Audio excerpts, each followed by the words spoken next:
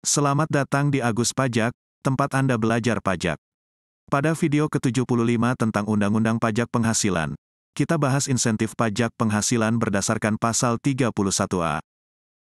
Pasal 31A, Ayat 1, Undang-Undang Pajak Penghasilan mengatur kepada wajib pajak yang melakukan penanaman modal di bidang-bidang usaha tertentu, dan atau di daerah-daerah tertentu, yang mendapat prioritas tinggi dalam skala nasional, dapat diberikan fasilitas perpajakan dalam bentuk A. Pengurangan penghasilan neto paling tinggi 30% dari jumlah penanaman yang dilakukan.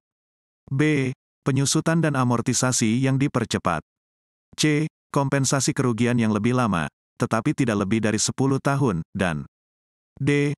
Pengenaan pajak penghasilan atas dividen sebagaimana dimaksud dalam Pasal 26 sebesar 10%, kecuali apabila tarif menurut perjanjian perpajakan yang berlaku menetapkan lebih rendah. Salah satu prinsip yang perlu dipegang teguh di dalam Undang-Undang Perpajakan adalah diterapkannya perlakuan yang sama terhadap semua wajib pajak, atau terhadap kasus-kasus dalam bidang perpajakan yang hakikat sama, dengan berpegang pada ketentuan peraturan perundang-undangan. Oleh karena itu, setiap kemudahan dalam bidang perpajakan, jika benar-benar diperlukan, harus mengacu pada kaidah di atas dan perlu dijaga agar di dalam penerapannya tidak menyimpang dari maksud dan tujuan diberikannya kemudahan tersebut.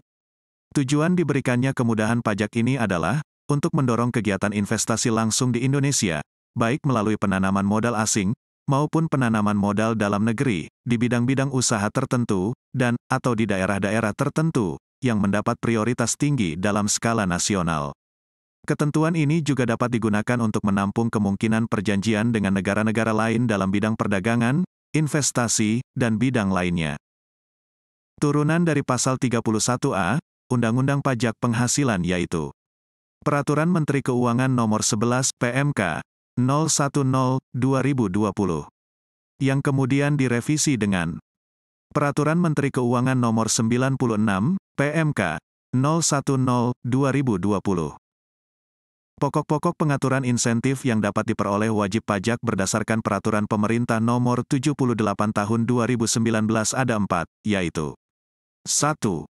Pengurangan penghasilan neto sebesar 30% dari jumlah nilai penanaman modal berupa aktiva tetap berwujud termasuk tanah. Ini artinya, pengurangan penghasilan neto sebesar 5% selama 6 tahun.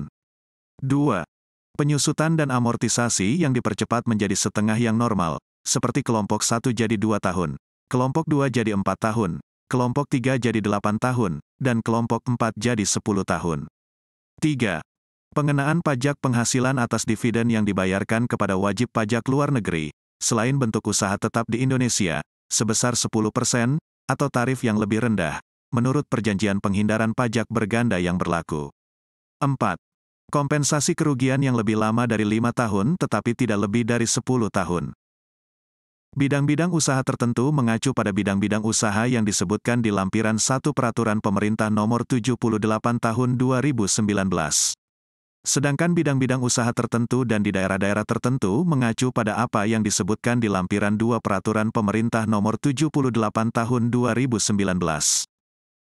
Untuk mendapatkan fasilitas Pasal 31A, wajib pajak harus mengajukan permohonan fasilitas ini melalui portal oss.go.id. Terima kasih sudah menonton video Agus Pajak. Agus Pajak adalah tempat belajar perpajakan, bahkan bagi pemula sekalipun dapat belajar perpajakan dengan mudah. Semoga Anda dapat memahami dengan mudah. Selain belajar melalui video, laman aguspajak.com juga menyediakan tulisan tentang perpajakan.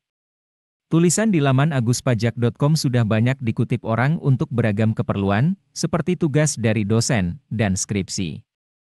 Nantikan video selanjutnya. Sampai jumpa di video selanjutnya.